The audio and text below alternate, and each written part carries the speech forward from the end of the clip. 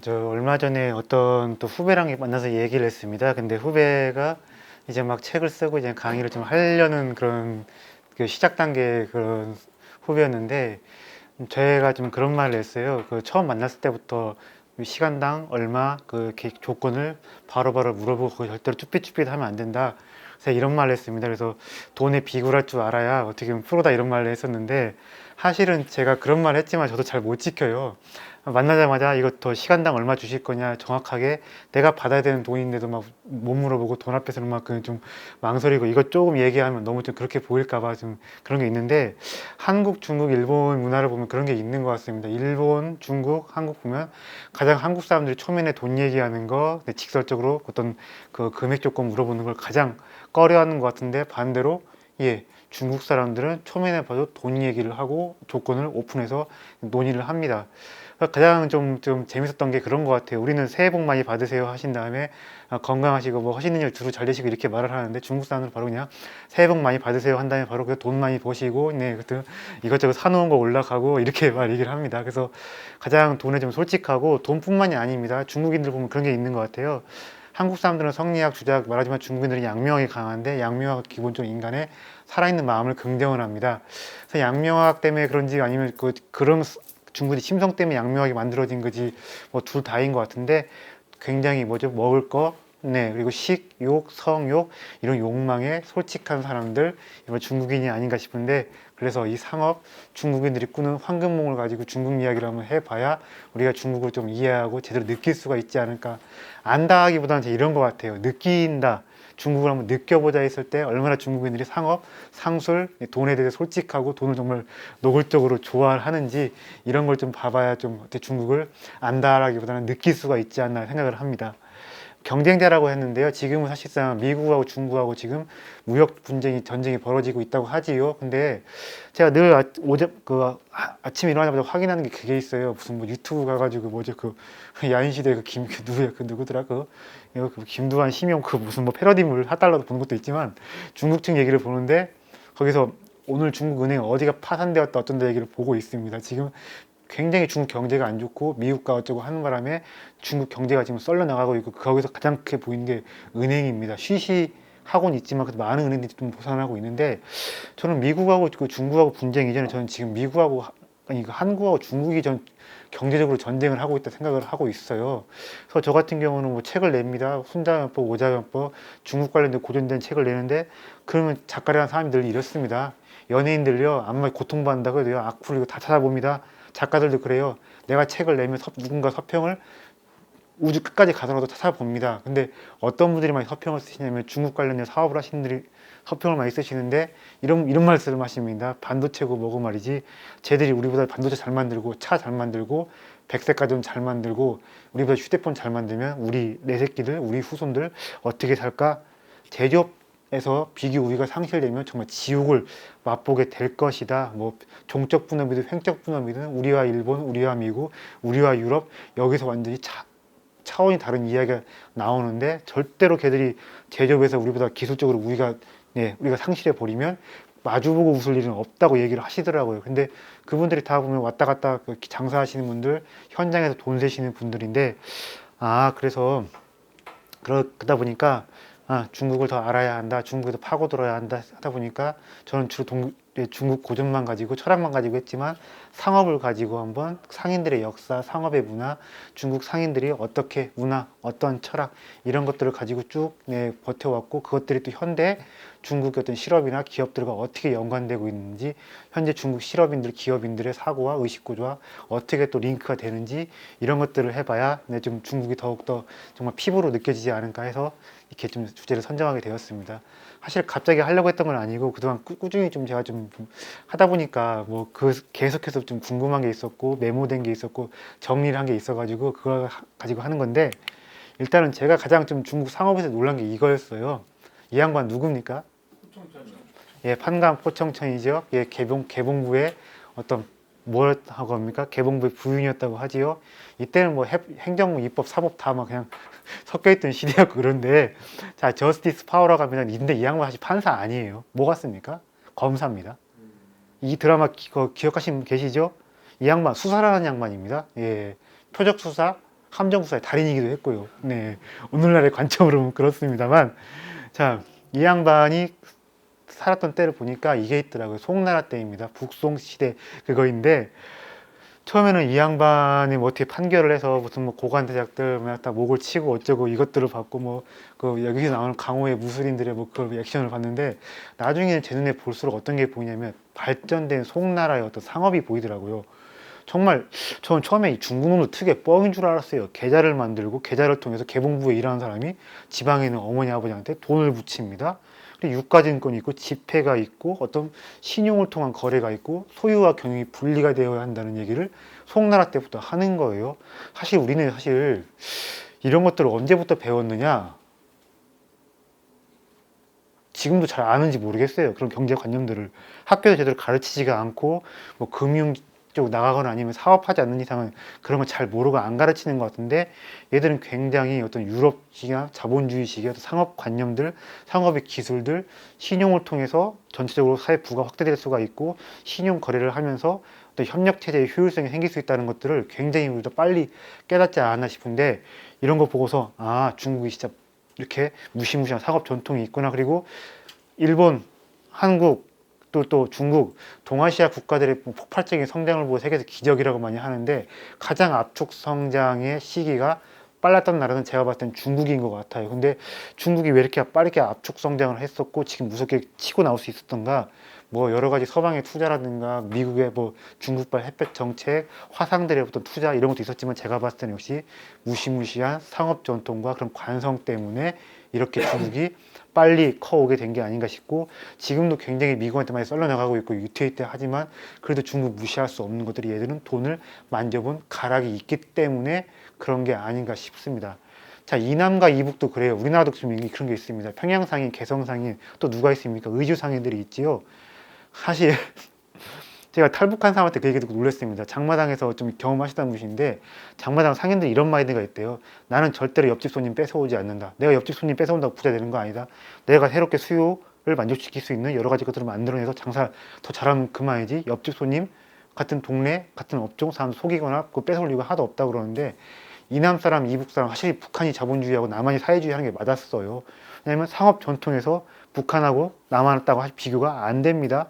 사실 아모레 퍼시픽도 그렇고 저기 가구 회사 어디죠? 한샘도 그렇고 어디 분들이십니까? 다 이북 사람들이죠.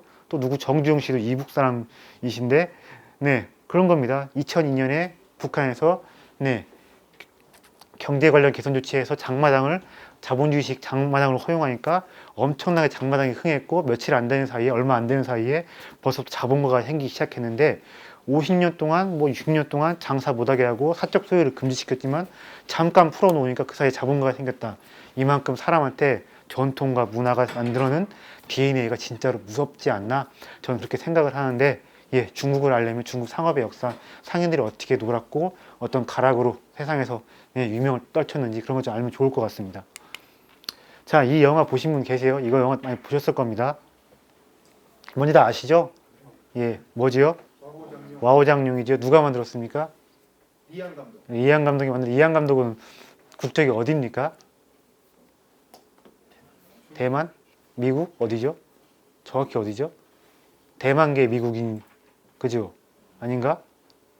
저 이 영화도 잘 봤는데, 뭐랄까, 이 영화는 그 느낌이 뭐였냐면요, 그 전형적으로 서구 관객들을 위한 많이 그런 걸 좀 타협을 했다고 생각하는데, 제가 봤을 때 이제 철마리오, 황비용, 동방불패, 신용공백단이 정확하게 우리한테 좀 뭐랄까 맞는 그 무협 영화지. 이건 제가 봤을 때 약간은 서양인들의 구미에 맞춘 게 아니었나 싶은데, 이분이 누구십니까? 걸크러쉬의 원조입니다.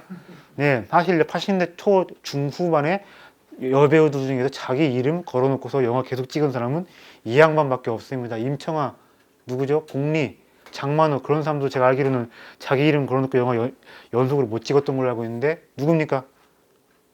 아니, 다들 아시는데 왜 말씀을 안 하십니까? 누구예요?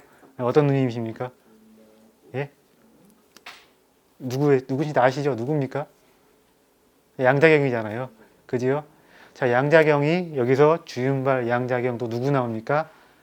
예, 짱찌 기억나시죠? 이게 와우장경이라는 영화인데, 여기서 이 사람이 했던 역할이 뭐냐면, 예, 물건을 팔고 물건을 운송하고 어떤 뭐 그런 것들이었는데, 저는 그거였습니다. 안희성의 휘상, 네, 안희상방이라는 그쪽의 어떤 장이었습니다. 자, 근데 이 영화에서 그거 기억하실 겁니다. 주윤발하고 장찌하고 어디서 붙었습니까? 한번요. 주윤발이 몇 수 가르쳐줬는데 어디서 붙었습니까? 여기 영화 좀 보일 것 같겠죠? 대나무 숲에서 보이지요? 왜냐하면 안희성이 대나무, 차나무, 삼나무가 많은데 예, 그쪽을 배경으로 한 영화입니다. 청나라 때 굉장히 흥했던 게 저쪽 산서성의 산서상방, 안희성의 안희상방이고 지금의 중국의 자본가들이 나의 뿌리를 안희성 상방이다 어쩌고 얘기를 하는 경우가 있는데 네, 이것도 그렇습니다.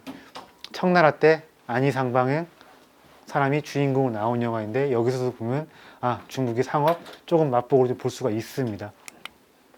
자, 그리고 이분 누구십니까? 관우지요. 뭐의 아이콘입니까? 무력이야. 예, 무력, 예, 충절, 의리, 그지요? 중국에서 그럽니다. 문성은 공자요, 무성은 누구라고 합니까? 관우라고 하는데 막상 중국 가보면 관우라는 사람이 음식점에 많이 있고 상인들에 많이 가지고 있고 충절, 의리 그런 게 아닙니다. 제가 어디서 주워온 건데 관우가 주판을 만들었다는 말이 있어요. 이 사람이 그러니까 싸움질이 나고 이렇게 그런 게 아니라 중국에서는 그걸로 통합니다. 뭐죠? 네, 돈의 아이콘으로 통하는 거예요. 이게 왜 그럴까요? 관우가 왜 돈의 아이콘일까요? 왜 어떻게 그러니까 관우상을 가지고 다니면 내가 돈이 붙는다, 돈이 벌린다, 떼인 돈을 받을 수도 있고 빚도 빨리 갚을 수가 있다 이렇게 어떤 미신과 어떤 신앙을 가지고 있는데 왜 그럴까요? 자, 이것은 아까 말씀드린 안희상방과 더불어 중국에 굉장히 흥했던 중국의 월스트리트라고 했던 산서상방 그와 연관이 되는데 그 산서성을 다른 말로 하면 진이라고 합니다. 그리고 진상이라고 합니다. 서방의 진이 있고 춘추전국 시대 서방의 진이 있고요. 진시황의 진이 있고 북방 그 지금의 산서성 그 태행성 쪽에 그 산서성 쪽에 거기에 북방의 진이라는 나라가 있었는데 관우 고향이 그쪽입니다. 그러다 보니까 이런 게 있는 거예요. 산서상방이 네, 그 진상들이라고 하는데 그 진상들이 물건을 싣고 전국을 싸돌아다니는데 굉장히 뭐 그런 겁니다. 위험한 상황이 많이 벌어집니다. 그러니까 뭐겠습니까? 수호신으로서 누구 마땅한 사람이 없나 싶었는데 마침 관우가 같은 고향 사람 그래서 관우에 이것을 메고 다녔는데 아, 돈 제일 잘 번다는 진상들이 저렇게 관으로 수호신으로 매시고 댕기네 하다 보니까 어느 순간 충절의 아이콘에서 돈의 신으로 제신으로서 이 사람이 변하게 된 것입니다. 그래서 뭐 이렇게 내게 된 거예요. 농담식으로 야 관우가 주판 만들었다며 하다 보니까 하다가 진짜 관우가 주판을 만들어냈다 이렇게 나오는 것도 있는데 아니겠죠? 예, 아닙니다. 하지만 중국인들한테는 이렇게 굉장히 사랑받는 돈의 신이라고 볼 수가 있습니다. 일본인들이 가장 좋아하는 삼국지 캐릭터가 누구일까요? 자, 일단 물어볼게요. 한국 사람들이 가장 좋아하는 삼국지 캐릭터는 누구입니까? 제갈공명입니다. 그죠? 왜 그렇습니까? 출사표가 있지요. 네, 어떤 정말 충성. 그리고 일본인들이 가장 좋아하는 그 누구죠? 삼국지 캐릭터가 누구일 것 같습니까? 아닙니다. 아닙니다. 아닙니다. 유비측 사람이 유비측 장군 중에 하나예요. 조자룡입니다. 왜 조자룡을 제일 좋아할까요? 조자룡을 유비의 호위무사로 보는 건데 사무라이로 보는 겁니다. 예, 상산 조자룡을 사무라이의 원조라고 해서 일부에서는 조자룡을 그냥 신으로 취급합니다. 그래서 코웨이 삼국지나 일본이 만드는 삼국지를 보면요, 굉장히 누구죠? 그 무력치 1등이 무조건 여포예요. 한국지는요. 어느 게임에도 마찬가지입니다. 닭돌의 아이콘. 근데 두 번째는 일본 거 보면요. 가장 두 번째로 보면 그 여포 다음으로 무력치가 높은 사람이 누구냐면 조운이 가장 조자룡이고 그 조운이 가장 또 멋있게 미남자로 나오는 경우가 많은데 일본인들이 조자룡 빠들이 많아서 그렇습니다. 네.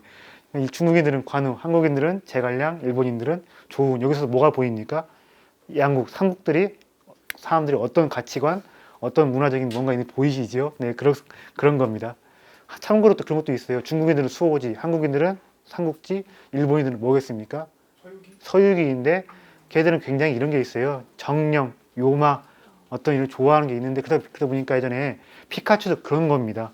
서유기도 무수한 요마들이 나오죠. 무슨 뭐 저기 누구야? 누구 나오더라고?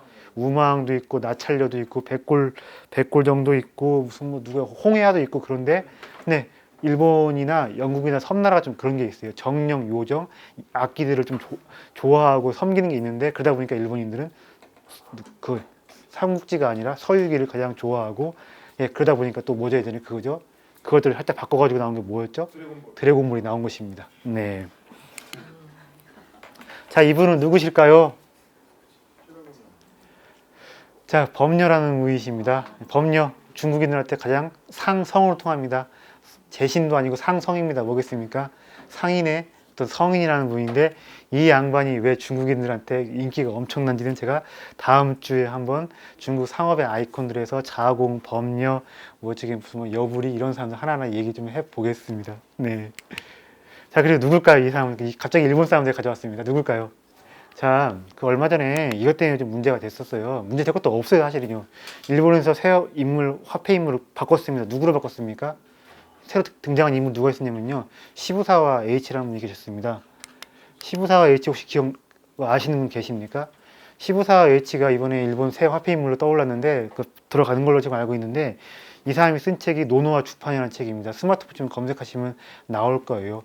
굉장히 많은, 그러니까 이 사람이 원래는 고등부식 붙어가지고 일본에서 그 관료로 일하다가 어느 순간 난 상업으로서 나라를 구하겠다 해서 네, 민간으로 가서 굉장히 많은 것들, 회사도 설립을 하고 은행도 만들고 일본 근대 자본주의 어떤 아버지 같은 분이신데, 그분 가지고 지금 왜 그 한국인들이 말이 많냐면 이 사람이 전범이기 때문에 일본이 아예 또 시부사 뭐 H를 그 화폐 인물에 끼워놓는다, 이것들 아예 또 과거사 반성 뭐 하나도 안 했다, 이런 식으로 막 말들이 많았는데, 근데 시부사 H가 써낸 게 그 노노와 주판이라는 책입니다. 예, 뭐냐면 장사 막 하는 거 아니다. 장사도 중요한 게 뭐냐면 인의와 성실인데, 우리는 철학을 가지고 장사를 할 것이며, 예, 유럽은 무슨 뭐 청교도식 그 자본주의 논리가 있다는데 우리는 우리만의 자본주의 정신을 어쩌고 한 것입니다. 근데 이게 있어요. 시부사와 H가 H라는 사람이 뭐 전범 맞다고 치자, 뭐 그렇다 칩시다. 근데 일본 중국 같은 경우는 어떻게 했냐면, 우리 중국 경제가 굴게 하려면 어떻게 해야 되느냐, 시부사와 H의 정신을 배워야 한다고 해야죠. 2008년도인가 9년도에 호북성 무암사범대학교에, 중국은 지금도 사범대학교 명문인 경우가 많습니다. 화동사범대학교, 우한사범대학교, 무슨 뭐 거기는 사범대학교 명문인 경우가 많은데, 호북성 무한사범대학교에 시부사와 H의 철학과 정신을 연구한다는 커다란 센터도 마련해 놓았습니다. 그러니까 뭐겠습니까? 사실 중국하고 일본하고요, 중국하고 한국, 조선하고 일본에 당한 정도 어떨 것 같아요? 누가 훨씬 많이 당했습니까? 한국은 일본한테, 중국에 비하면요, 일본에 당한 정도, 에이, 애들 장난입니다. 그리고 어떻게 보면 한국은 운이 좋아서 그렇지 2차 세계대전의 전범일 수도 있습니다.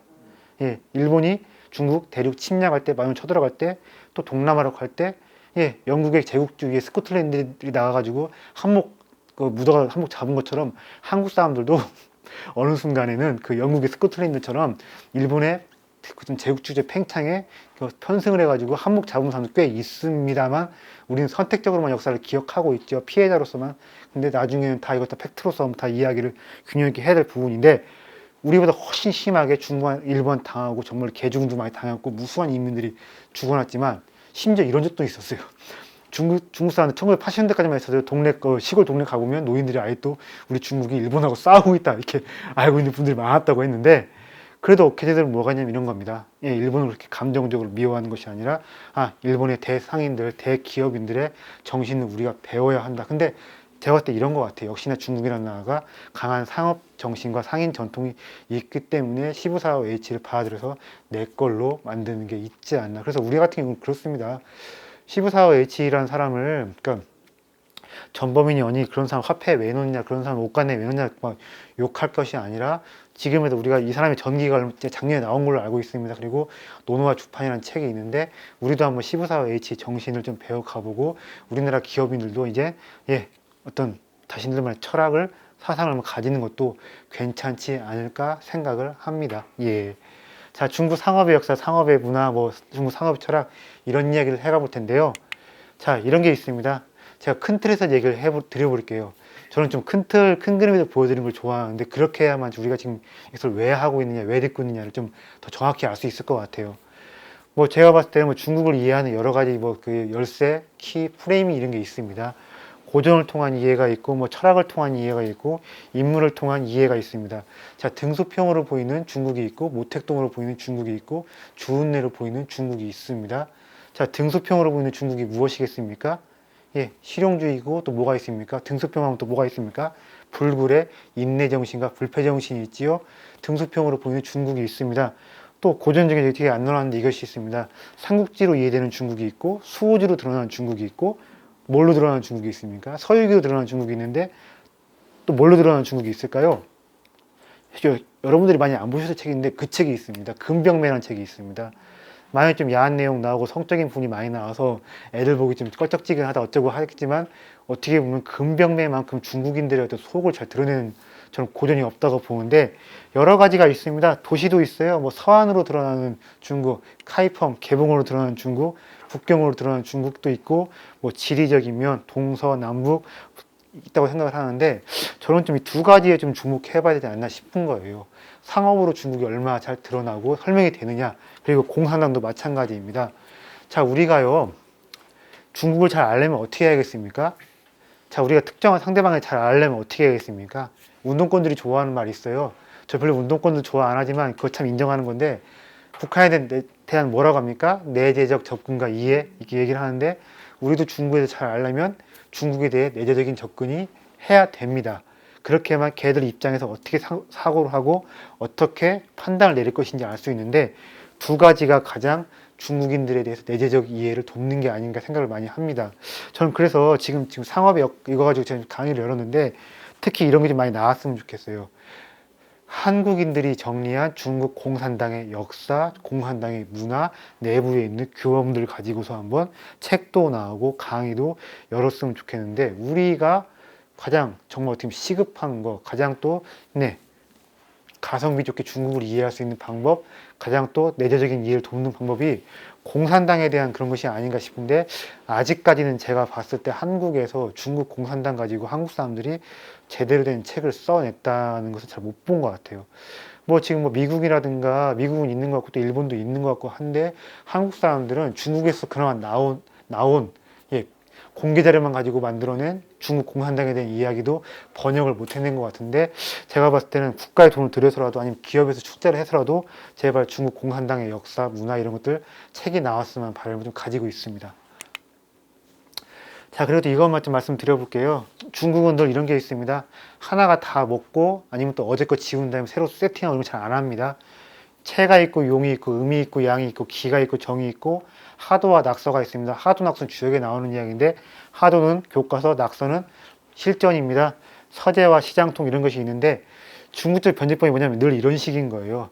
얘들은 여러 가지 유가가 있다, 도가가 있다, 유가가 있다, 법가가 있다, 서구 문명이 있다, 중화 문명이 있다 싶으면요 한쪽을 가지고 다 편들어주고 어쩌고 그런 가는 것이 아니라 적당히 절충하고 조화시켜서 자신들만의 정반하고 새로운 것들을 만들어 내는데 이런 겁니다. 서재의 이야기가 뭐겠습니까? 서재의 이야기가 아까 말씀드린 고전이라든가 어떤 중국 역사 이런 거라면 우리나라에서 중국 공부하시는 분들이 박사 논문으로 써내는 거라면 시장통이라는 게 뭐겠습니까? 실전에 부대껴본 중국 이야기인데 중국 이런 것도 있어요. 서재, 중국 지식인들의 이야기, 시장통, 상인들의 어떤 기술이라든가 상인들의 어떤 관념. 근데 묘하게 또 우리나라는 서재하고 시장통이 우리나라 같은 경우 분리가 되는데 중국은 또 그렇지가 않습니다. 서재가 시장통 서로 만나가지고 독특한 뭔가 또 다른 정반함이 생기는데 그러다 보니까 인간의 욕망을 긍정한 양명왕이라는 것도 만들어진 것인데 자 시장통에서 상인들이 무슨 뭐 철학을 어쩌고 하고 사상 어쩌고 그렇게 학자로 성장한 것은 아니지만 어쨌든 시장통에서 중국인들이 보여준 것들 갈고 닦은 것들은 중국 사상과 철학으로서 편입이 되어 가지고 그들의 정신세계에 커다란 몫이 있다 이것인데 한편으로는 우리도 좀 그랬으면 좋겠어요. 제가 여시제가 좀 잠깐 좀 그래서 식객노릇을 했었는데 이런 게 있었습니다. 재밌는 게 이런 게 있었어요. 뭐가 있냐면 저 같은 경우는 중국에 한 번도 안 갔다 왔습니다. 중국어 잘 못해요. 읽는 것만 됩니다. 런민르바오 같은 읽는 것밖에 안 돼요. 근데 한편으로 중국 갔다 온 애들이 있습니다. 갔다 와서 중국어를 잘하고 살다 온 사람들이 있는데 이런 게 좀 있어요. 뭐가 있냐면 살다 온 사람들이 좀 중국의 역사라든가 고전들을 공부하는 사람들 아주 무시하는 경향이 있습니다. 나는 가서 살다 왔고 중국인들과 친구도 지냈었고 나 걔들은 말 잘도 잘하는데 너희들은 맨날 고전만 팠고 철학이니 공자니 맹자니 이런 것만 했는데 과연 너희들이 중국을 얼마나 잘 알고 있느냐 하면서 무시하는 경우가 있습니다. 반대로 또 이런 것도 좀 있습니다. 중국의 역사와 정통, 뭐 역사에 정통하고 철학에 정통한 사람들은 저것들 부모 잘 만나서 말이지 뭐 금수저여가지고 말이야 중국 가가지고 맨날 백주에 수나 처먹고 와가지고는 우리 같은 사람들 무시하고 그러는데 우리도 좀 그런 게 좀 필요합니다. 중국 가서 실전으로 부대껴 본 사람들과 중국에 대해서 서재에서 논문 써보고 이렇게 한 사람들 계속 만나가지고 서로 무시하고 어쩌고 하는 것이 아니라 의견 주고받으면서 예 사실 어떻게 보면 중국 코끼리입니다. 내가 아무리 살고 왔다고 하더라도 내가 아마 공부 빡세게 했다고 하더라도 나는 꼬리 만지고 중국은 이렇다. 나는 어디요? 거기 뭐 코 만지고 중국은 이렇다 할 수 있는데 어쨌든 둘이 좀 만나가지고 중국의 모습을 좀 총체적으로 그려내서 국민들한테 보여줄 게 있지 않나 싶은데 제가 최근에 좀 여기를 좀 끼우끼우 거리고 있고 큰 마음 먹고 내년에 한번 중국에 한번 갔다 올까도 생각하고 있습니다. 예. 자, 그리고 또 이런 것도 있습니다. 왜 또 우리가 또 뭐가 있냐면 이건 겁니다. 우리가 왜 중국 상업에 대해서 상인들에도 공부를 해야 되느냐? 남중국에 대한 이해 문제가 좀 있습니다. 자, 정치의 북경, 경제의 상해, 늘 중국은요.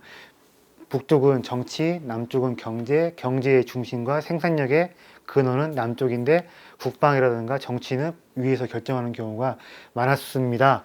그래서 왜 그러느냐? 남방이 압도적으로 뭐가 있습니까? 날씨가 따뜻하니까 1년에 산모작을 한다 어쩌고 해서 생산력도 높지만 또 소주, 항주 뭐 해가지고 굉장히 뭐가 있습니까? 상업의 거점들도 많이 있지요. 그래서 남쪽 사람들이 훨씬 더 상업 이제 밝고 상업 문화가 흥성을 했었는데 상업에 대해서 공부를 하다 보면 중국 사람들, 중국 남쪽 사람들 좀 이해가 좀 되는 측면이 있습니다. 자, 여기서 얘기 한번 해볼게요. 자, 지금 홍콩 사람들이 지금 엄청나게 시위를 하고 있고 막 어쩌고 난리가 벌어졌는데 이것이 단순히 정치적인 문제에 국한되는 것일까 이렇게 생각하십니까 혹시요? 전 단순히 무슨 뭐 우리의 자유, 인권 이거 정치적인 문제 같지가 않고 광동 문화와 베이징 문화 간의 이질성 어떤 그런 간극의 문제도 좀 있지 않나 싶은데요. 이런 말이 있어요. 이런 말이 있습니다.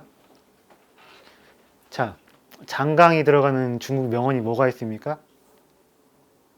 장강의 뒷물결이 앞물결을 어떻게 한다고 합니까? 네, 밀어낸다. 무슨 말이죠? 시간이 가면 세대 교체가 되고 젊은이들이 치고 올라온다는 말이지요. 우리나라 같은 경우는 인위적으로 댐을 만들어 놓는 바람에 장강의 뒷물결이 앞물결을 못 밀어내게 해버린 상황 같은데 자, 또 이런 명언도 있습니다. 무슨 말이 있냐면 이겁니다. 장강의 물은 절대로 황하와 섞이지가 않는다. 남경, 상해, 소주, 항주, 광동, 푸젠, 홍콩, 대만까지는 뭐가 있냐면 우리는 베이징의 억압적인 문화가 싫고 저놈들의 어떤 후가시가 싫다. 옛날 때부터 이미 남중국과 북중국은 다른 세계였고 다른 문화 관념이 있었습니다. 그래서 단순히 저게 지금 중국에서 뭐 범죄자 송환 어쩌고 해서 그런 것 때문에 홍콩이 난리인 것이 아니라 그리고 단순히 홍콩 문제 하나 때문에 쟤들이 지금 중국에 그렇게 막 미친 듯이 막 진압하는 것이 아니라 광동 문화와 베이징 문화, 남과 북의 중국이 다른 정신세계 이질적인 뭔가가 있기 때문에 저항도 하는 것 같고 중국 그 베이징 정부가 얘를 이거 조져놓지 않으면 다른 데서도 이미 이반이 벌어지고 중국의 어떤 뭐 분열이니 뭐니 남쪽의 어떤 뭐니 해서 일이 벌어질지 모른다 그래가지고 제가 봤을 때 이렇게 날리는 것 같은데 네, 상업을 통해서 이렇게 얘기가 됐습니다. 상인의 역사를 통해서 중국의 절반 남중국의 노래 좀 이해를 할 수 있지 않나 싶은데 특히 양명학 같은 경우는요 굉장히 남중국에서 흥했는데 네 그런 게 있습니다. 상인들과 굉장히 양명에 잘 맞는 부분이 있는데 어떻게 보면 제가 봤을 때 이런 것 같아요. 서재에서 그 붓대롱을 놀리는 그냥 꼰대들 그냥 그 지식인들이 그냥 만들어낸 것이 아니라 어떻게 보면 상인들이 만들어낸 철학이 아닌가 싶은데 상업을 통해서 중국 남쪽 지금의 어떤 뭐 푸젠성 사람들, 광동 사람들, 선전시, 대만, 홍콩까지 좀 같이 이해해 볼 수 있는 그런 좀 있지 않나 싶습니다. 여기서 좀 이런 얘기 좀 해볼게요. 뭐 어떻게 보면 처음 듣는 얘기일 수도 있어요. 자, 삼별초 있지 않습니까? 삼별초가 왜 이렇게 잘 싸웠을까요? 세계 최강 몽구 군대하고 고려 군대가 연합해서 나왔는데 삼별초가 뭐 어디죠? 완도, 진조, 제주도까지 옮겨 다니면서 굉장히 장시간 존버를 했습니다. 이게 왜 그랬을까요? 이게 왜 그랬을까요? 뭐가 있었겠, 예? 섬에서 저기 그 몽골이 수군에 약해서 근데 고려 군대가 나가면 수군 문제도 없거든요. 이런 게 있으면 왜 그렇겠습니까? 남성이 알게 우리 많이 지원해 준 겁니다. 니들이 조금이라도 버텨내야 우리가 오래 갈 수 있으니까. 그래서 이런 게 있어요. 자, 장보고가 만드는 게 뭐죠? 청해진이가 있지요. 또 삼별초라는 게 있습니다. 혹시 여기 나주나 아니면 저기 어디야 그 곡성이나 이쪽 출신 분이 계실지 모르겠는데 원래부터 우리나라 우리나라 절반의 남해안 쪽은요 규슈 지방, 남송 지방, 그 중국 남중국 규슈 지방, 동남아랑 교류를 했고 이런 해상 네트워크가 있었는데 장보고가 갑툭튀한 것이 아니고 삼별초가 갑자기 튀어나온 게 존버한 게 아닙니다. 그래서 중국의 남쪽이 굉장히 해상 무역으로 큰 돈을 벌고 베이징 정부의 억압을 북경 정부 또 장안 정부의 그런 억압을 싫어했었는데 이런 겁니다. 중국인들 상업사, 무역사를 보면 갑자기 거기에 우리나라도 적지 않게 등장을 합니다. 그래서 마한 사람들이 백제인들이 흉년이 들면 줄여먹은 막 흉리 들어가지고 막 쫄쫄 굶으면 어떻게 하냐면요. 배 타고 가가지고 양자강 하류 쪽에 주상군도 가서 빌어 먹습니다. 또 반대로 주상군도 사람이 빌어 먹게 생겼으면 흉년이 들면 전라도 지방 와가지고 동냥을 하고 갑니다. 자, 심청이가 전라남도 곡성 사람이에요. 근데 이 사람이 상해 쪽에 양자강 해류 쪽에 대상인한테 시집 가면서 만들어진 이야기가 바로 심청전입니다. 그래서 중국 관련해서 상업의 역사를 보게 되다 보면 우리가 몰랐던 우리의 역사도 조금은 보이게 되는데 전 늘 그런 생각을 많이 합니다. 우리는 지나치게 역사를 정치사 중심으로 보고 있고 정주민족, 문자를 가진 사람들 위주로 보고 있는데 그러면 안 돼요. 제가 봤을 때는요. 상업 위주로 역사를 봐야 됩니다. 그렇게 하면요. 우리가 좀 배제를 했었던 문자가 없었던 사람들 그리고 초원 통해서 왔다 갔다 하는 사람들 해상을 통해서 왔다 갔다 하는 해상 민족들이 눈에 들어오는데 이렇게 상업이란 키워드로 보게 되다 보면 중국만이 아니라 우리 역사도 새롭게 이해되는 어떤 지평이 열리고 그렇습니다. 저는 그래서 어떻게 보면 중국이 가장 두려워할 수 있는 이런 부분을 생각도 합니다. 뭐냐면요. 한국하고 일본하고 친하게 지냅니다. 또 남중국이 우리는 저 베이징 정부 억압 싫어 제대로 된 자본주의 해볼 거야. 자, 남중국하고 한국하고 일본하고 또 동남아 이들끼리 또 과거처럼 상업 네트워크를 우리 한번 번역을 읽어보자 나서면 이런 겁니다. 한국하고 일본이 친하고 이쪽이 자꾸 홍콩에서 뭔가 좀 들고 나고 해버리면 이런 전통과 관성 때문에 체제 분할에 압력이 가해질 수도 있다. 그러니까 최대한 한국, 일본 친하지 못하게 밑에 남중국 사람들이 자본주의 어쩌고 그 얘기 못하게 또 아세안과 한국, 일본이 연합이 못되게 막아놓는 게 어떻게 보면 중국 입장에서 봤을 때 큰 그림적으로 뭔가 자신들의 체제 분열, 분할에 그걸 막는 게 아닌가 싶은데 어쨌든 좀 상업으로 보면 이렇게 보이는 중국의 모습과 고민들이 상당히 좀 있습니다. 네. 제가 오늘 좀 프린트 해온 게 있는데 중국의 어떤 책들입니다. 중국 사람들이 쓰는 어떤 상업 서적인데 이런 것들이 그냥 좀 프린트를 해왔는데 이 사람들을 보니까 이런 게 있더라고요. 자, 우리 같은 경우는 무슨 바로 은행 대출 받고 퇴직금 어쩌고 장사 시작하고 그런 거 있지만 중국인들은 그런 게 좀 없나 봅니다. 어디에서 알바생 생활이라도 좀 해본 다음에 장사를 시작해야 하고 작게 시작해서 작게 성공한 다음에 크게 벌려 나가야 한다 이런 게 좀 있는 것 같은데 학도라는 게 있답니다. 자, 학도가 뭘까요? 네, 배우는 사람이란 건데 이런 겁니다. 중국은 상업을 시작할 때 바로 시작을 하고 어쩌고 하는 것이 아니라 철저하게 어디 가서 학도로서 3년, 4년간 가끔 욕도 듣고 쌍도 듣고 빠따도 맞아 가면서 배우는 과정이 있다고 하는데 도제식 상업교육, 종속관계, 송나라 때, 명나라 때, 청나라 때 그리고 아직까지 이런 전통이 좀 있는 것 같더라고요. 그래서 거기서 업종 간의 규정을 배우고 무슨 사부가 시키는 거 노하우도 많이 흡수하고 그러는데 그때 제가 이렇게 논하드린 어떤 상업 관련 서적도 숙지를 한다고 합니다. 근데 좀 이런 게 있는 것 같아요. 뭐가 있냐면 장사를 하는 사람의 아들, 딸들이 장사를 시작을 하는 것인데 이런 겁니다. 여기서 지금 여쭤볼게요. 내 새끼 내가 직접 끼고서 내가 왕년에 영어 잘했어. 내가 수학 잘했어. 하지만 내 새끼 직접 끼고서 내가 영어 가르치고 수학 가르치고 잘 됩니까? 안 됩니까? 내가 그 왕년에 뭐 피아노 그거 했는데 내 새끼한테 피아노 진짜 가르치면 잘 됩니까? 안 됩니까? 맹자도 이런 말이 있어요. 아들끼리 어떻게 한다고 했습니까? 아들을 바꿔서 교육시킨다는 말이 있는데 학도란 게 이런 것입니다. 상인들끼리 내가 직접 내 새끼 여기서 우리 가게에서 하나하나 다 알려주고 가르치는 게 힘드니까 아들을 어떻게 하는 겁니까? 아들 딸들을 트레이드 해 나와서 야 내 새끼 잠깐 한 3년 4년 동안 그 뭐야 좀 맡겨둬 내 딸 잠깐 좀 맡겨둬서 이것 좀 장사 좀 알게 하는 것인데 그 과정 동안 굉장히 빡세게 배우고 이런 다음에 아 얘 똘똘하고 할만하다 싶으면 그때부터 상업에 나선다 이렇게 하는데 우리하고 다르게 는 학도 전통이 있는 것이고 지금도 제가 봤을 때는 있지 않나 이런 거 좀 있는 것 같아요. 그리고 이런 겁니다. 우리 같은 경우 이런 거예요. 자, 제가 조선시대 때 뭐 책들을 보면 맹자, 요의, 무슨 뭐 논어, 고금준이해서 논어, 맹자 무슨 그 예, 해가지고 사서 오경 그런 관련된 책들만 나왔고 거기에서 주로 막 주석에 주석을 다는 책들이 나왔는데 중국은 송나라 때부터 예, 명나라 때, 청나라 때 계속해서 이렇게 상업 교육서들이 나오고 있고 이것들이 널리 두루두루 읽히고 학도 과정에서 이것들을 반드시 숙지해야 한다고 해서 빡세게 교육을 했던 것인데 자 뭐에 대해서 이 사람들이 어떤 전통이 있다 역사가 있다 문화가 있다 하면요 역시 그게 남아야 한다는 생각을 해요.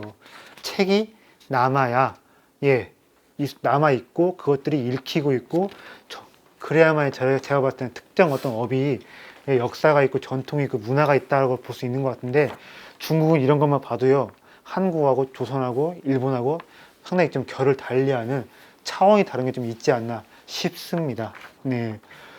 여기서 뭐 상업 경험, 뭐 요령, 장사하는 요령, 경영하는 것들 이런 걸 알려주는데 그것만이 나오는 것이 아니라 중국이라는 천하가 굉장히 넓다 보니까 교통에 예, 여행에 관련해서 이런 것도 가이딩하는 책들도 있고 그런데 혹시 뭐 중국 관련해서 그 가서 이거 해보신 분 계십니까? 대표님도 계시겠지만 앱 관련해서 중국 상업 이것저것 해서 해보신 경험 있는 분 계십니까? 네, 어떤 거 같으세요? 중국 관련 가서 중국 상업 관련된 앱 같은 거 다뤄보시면 수준이 어떤 거 같으세요? 제가 중국에서 앱을 제작할 때요, 아니면 중국 앱을 사용할 때? 예, 뭐 제작할 때나 사용할 때나 느끼신 거 다 있으면 말씀해 주시면 됩니다. 한국 앱이랑 많이 비슷하고요. 네네. 그리고 특정한 서비스들은 한국에서 많이 차용하는 것들이 많고요. 네네. 그리고 진짜 특정한 기능들은 한국인들이 관리하거든요. 네네. 중국에서. 네네. 그래서 뭐 좋은 것 같아요. 편하고 빠르고. 발전 속도가 대체 어느 정도 되신 그 봤을 땐 엄청 빠른 것 같아요. 엄청 빠르고 네, 가파른 것 같아요. 수준하고 우리하고 어느 게 누가 낫다고 볼 수? 데이터나 사용량은 중국이 훨씬 많고요. 네네. 그리고 뭐 인터페이스나 UI, UX라고 이렇게 연결되는 거 있거든요. 네네. 딱 들어오셔서 결제까지 이어지는 네네. 그런 건 한국이 조금 더 매끄럽고요. 아, 제가 봤을 때 이런 책들을 보면요 어떻게 보면 앱이랑 비슷하다는 생각을 좀 많이 받거든요. 어디 가면 이게 있고 어디 가면 저게 있고 어디 가면 누구 도움을 얻고 그때그때 헤매지 말고 가야 한다 싶은데 이제 요동에서 만주에서 어디까지죠? 광둥까지 광서까지 네 한눈에 파악하고 갈 수 있게끔 어쩌면 그때 당시에 만들어 놓은 앱이 아닌가 싶은데 제가 봤을 때 다른 IT 전문가들이나 말씀 들어보니까 이 앱 사용해서 보니까 이런 중국에서 우리를 훨씬 더 앞서 나가는 측면이 있고 앞으로 더 뻗어나갈 것이 이렇게 말씀하시는데 그런 것도 좀 전통과 제가 봤을 때 상당히 좀 네, 연결되는 문제가 아닌가 싶기도 합니다. 자, 뭐 여기서 대충 이런 거 있는 겁니다. 사상 규략, 객상이 가져야 할 지식과 사상, 객상이 무엇입니까? 자, 보통 장사하는 사람들을요, 상고합니다. 상은 무엇입니까? 행상입니다. 고는 무엇이지요? 물건을 짊어지고 싸돌아 다니는 사람입니다. 자, 객상 뭐겠습니까? 가게를 내는 것이 아니라 내왕을 하는 사람이고 천하를 떠돌아 다니는 사람인데 그 사람이 가져야 할 지식과 사상 10요. 우리는 10요 하면 10가지 가르치면 누가 먼저 떠오릅니까? 왕건이 떠오르는데 우리는 예, 그런 것이 아니라 이 사람들은 상인을 훈계하는 10가지 요체 이 10가지는 무조건 반드시 닥치고 꼭 외우고 네 안에다가 새겨 넣어야 한다. 그리고 뭐 매매 기관, 상품 매매 대해서 굉장히 자세하게 여러 가지 케이스별로 이야기를 하고 상고 요람, 뭐 교훈과 주의사항, 뭐 디테일된 여러 가지가 있는데 여기 프린트에 보이시나요? 상고 요람이라고 해가지고요. 뭐 습관은 오래되면 성격이 되므로 어릴 때가 중요하다. 자질에 따라 견해를 보여준다. 때를 타서 기술을 익히도록 해라. 여러 가지가 나오는데 그러니까 그런 겁니다. 어렸을 때부터 학도하는 과정에서 책을 통해서 체계적으로 경영 수업을 받으면서 커 올라오는 과정이 있었던 것이고, 여기서 그들의 문화와 철학이 보인다라고 저는 생각을 합니다. 자, 혹시 우리나라에서 제가 과문해서 그런 것인데, 뭐 조선시대라든가 고려시대라든가 우리가 이렇게 상업서적을 만들어냈다, 아니면 지금도 기업마다 이런 상업에 대한 어떤 교육서라든가 철학서, 경영서들을 회사마다 따로따로 어떻게 뭐 경영대에서 만들어냈다는 말 들어보신 적 있습니까? 없습니까? 제가 과물도 모를 수도 있으니까 여쭤보는 거예요. 근데 진정한 상업, 진정한 어떤 뭐 기업인, 실업인이라고 한다면 우리나라도요, 기업마다 어떤 회사마다 이런 식의 뭔가 10가지 수칙, 몇십 가지 어떤 원칙들 꼭 새겨 두어야 할 사항들 관련해서 어떤 내부적으로 만들어내서 공유하는 것도 괜찮지 않을까 싶습니다. 네. 자, 그리고 처음부터 얘기했어야 되는데 이런 게 있어요. 자, 여러분들 그 상업 상인 이러는데 이것이 어디서 나온 말일까요? 자, 그래요. 그 뭐지? 제가 상업서적 학도 이야기는 중국이 얼마나 그 전통적으로 그 상업이 발달하고 흥했느냐만 보여주려고 한 것이고, 이것은 처음부터 했어야 되는 얘기인데, 자, 예전에 주나라 예전에 어떤 나라가 있었습니까? 은나라가 있었지. 근데 은나라의 원래 이름이 뭐예요? 상나라입니다. 근데 상나라가 어떻게 된 거예요? 주나라한테 멸망을 당했지요. 그러니까 어떻게 된 것입니까? 먹고 살 거리가 없어요. 그래서 어떻게 되냐면 상나라 유민들이 짐을 지으면서 여기저기 돌아다니면서 물건을 팔았는데, 상나라 사람들이 하는 일, 상업이 된 것이고, 상인 하면 뭐냐면 물건을 팔고 장사하는 사람, 여기서 유래가 된 거라고 제가 알고 있습니다. 그래서 상인, 장사하는 사람, 상업, 장사하는 상품, 상나라 사람들이 교환하고 매매하는 것들 여기서 나온 것인데, 자, 동서 관련해서 좀 약간 좀 양분된 견해가 있습니다. 자, 동서, 이거 무슨 뜻입니까? 매동서 무슨 뜻입니까? 동서가 중국어로 뭔 뜻이에요? 물건이라는 뜻이죠? 이건 무슨 뜻이겠습니까? 매동서는 무슨 말이겠어요? 물건을 팔다 어쩌고 한다 그런 거겠죠? 자, 근데 이것은 제가 찾아보니까 이런 것 같더라고요. 은나라 사람들, 상나라 사람들이 나라가 망한 이후에 주로 어떤 걸 팔았냐면요, 산둥반도나 바래 쪽에 가가지고 소금이라든가 물고기, 소금에 절인 물고기들, 어떻게 하겠습니까? 그런 것들 떼어다가 동쪽으로 가서 물건을 사온 다음에, 소금들을 사온 다음에 서쪽으로 가서 파는 것인데, 그러다 보니까 어떤 물건, 매매가 되고 교환되는 물품들을 이렇게 동서라고 했다. 이것이 지배적인 견해입니다. 근데 제가 또 찾아보니까 이런 것이 있더라고요. 중국 당나라에 가보면 중국 수도가, 당나라의 수도가 장안성이었잖아요. 근데 장안성은 가운데에 정치, 그게 있고, 양쪽을 갈라 놓았답니다. 이쪽이 동방이 있고 서방이 있는데, 동방, 서방은 민간인들이 거주할 수 있는 지역입니다.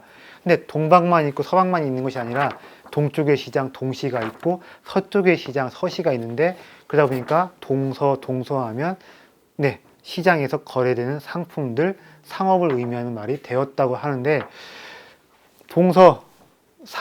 은나라 유민들이 동쪽에 가서 서쪽으로 팔았기 때문에 동서라고 한 거다가 대략 70에서 80% 다수설이다 하면요, 장안성에서 기원했다 하는 말이 대략 20% 정도는 소수라고 볼 수 있는데, 두 가지 다 기억하시면 좋을 것 같습니다. 그래서 이런 것 같아요. 당나라 장안 무슨 방시제가 있었는데 중앙에는 황궁이 있고 바깥에는 민간이 하는 방이 있다. 방은 거주 지역이기 때문에 시장 개설이 금지되어 있고, 서시와 동시 양쪽에다가 시장을 개설해 놓았는데, 여기에서 동서라는 말이 어떤 상품, 장사라는 말로 만들어졌다라는 말이 있습니다. 근데 다 기억하시면 좋을 것 같고, 저희 같은 경우는요, 아까 말씀드린 판관포청천이라든가 누구죠? 포송령의 요제지라는 소설이 있습니다. 그 사람이 쓴 소설 단편 문학집이 있는데, 거기서 보고 놀란 게 그거예요. 중개업 에이전트가 있습니다. 거강꾼들이 있습니다. 전문 거강꾼들이 있고, 또 뭐가 있냐면 아까 말씀드린 대로 계좌를 터가지고 돈을 보내고 송금을 할 수 있습니다. 그리고 돈을 맡깁니다. 맡긴 다음에 뭘 받았느냐면요, 수표 같은 종이를 받아냅니다. 그리고 장거리 이동을 해서 그 종이를 내면 그에 해당하는 은자를 받아냅니다.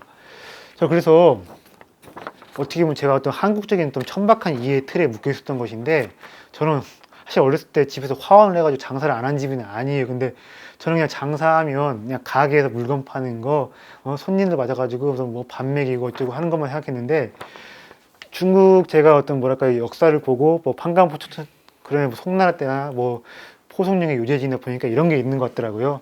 네, 매매, 상품의 교환 뿐만이 아니라 중개업, 제조업, 금융업, 은행업, 서비스업, 운수업 이런 것들이 어떤 중국의 어떤 그 당대를 보여주는 책들이라든가 앞서 말씀드린 상업 이론서에 보면요, 이런 것들까지 다 보면 뭐냐면 상인의 범주라기보다 상업의 범주라고 볼 수가 있겠네요.